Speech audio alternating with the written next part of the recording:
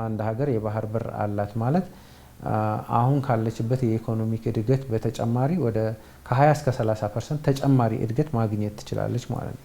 በቀጠናው በሌሎች ሀገራት ወደብ ላይ ጥገኛ መሆናችን የምትፈልገው ውሳኔ እንኳን እንዳትወስን እስረኛ ወይ ደግሞ ጥገኛ የምትሆንበት እድል ይኖራል። ይህ ቁጭት ሉዓላዊ ጥያቄን ወልዷል። በባህር ዳርቻ የተፈጠረችው ለዘመናትም ከአንድ በላይ የባህር በር የነበራት ሀገረ ኢትዮጵያ ሀቋን ልታስመልስ ጥያቄ ጀምራለች። የኢትዮጵያ የባህር በር ጥያቄ የታሪክ በደልን ለማረም የኢኮኖሚ ነጻነትን ለማረጋገጥና የደህንነት ዋስትናን ለመመለስ ሊፈታ ግድ ይለዋል። የዓለም አቀፉ የባህር ሕግ የባህር በር ድንበር አወሳሰን፣ የባህር ሀብት አጠቃቀም፣ የመርከብ ነጻ ዝውውርና የባህር አካባቢ ጥበቃን ይደነግጋል። ከህጎቹ አንጻርም ኢትዮጵያ የባህር በር የማግኘት መብት አላት። ኢትዮጵያም ይሄ የተባበሩት መንግስታት የባህር ሕግ መነሻ አድርጋ በተለይ አንቀጽ 125 እስከ 134 ያሉት በተለይ ባህር በር የሌላቸው ሀገራት ወደ ባህር የመድረስ ትራንዚት መብትን ጨምሮ የሚሰጣቸው ስለሆነ ኢትዮጵያ ይህን ሕግ አንስታ ጥያቄውን ማቅረብ የምትችልበት ሁኔታ ይኖራል ማለት ነው። ሌላኛው ማንሳት የሚኖርብን ሕግ ምንድነው? ከስተመሪ ኢንተርናሽናል ነው ወይ ደግሞ የዓለም አቀፍ የባህር ሕግ የምንለው ማለት ነው። ከስተመሪ ኢንተርናሽናል ነው እንግዲህ በሀገራት መካከል ያለው ግንኙነት ማስተዳደር የሚችሉ የዓለም አቀፍ አንዱ የሕግ ምንጭ ነው።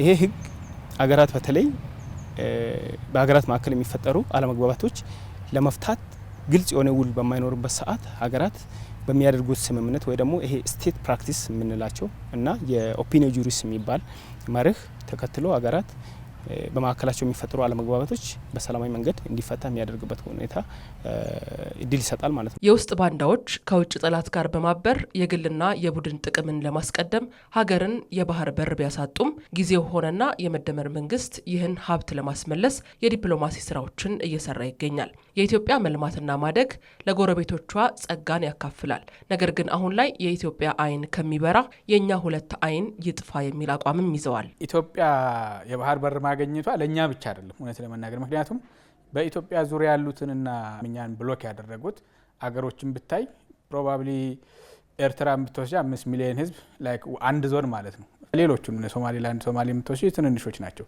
ኢትዮጵያ ብትላማና ብታድግ እነዚህ ኢትዮጵያ ልታመርታቸው ኢትዮጵያ ማምረት የምትችላቸው ነገሮች በርካሽ ያገኛሉ።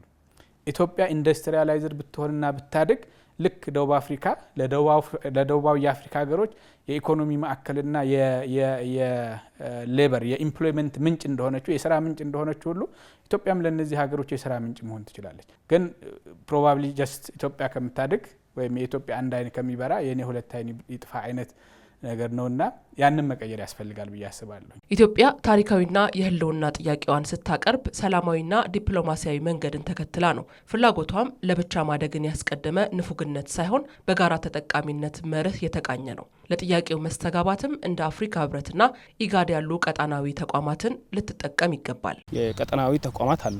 አንደኛ የአፍሪካ ህብረት ነው።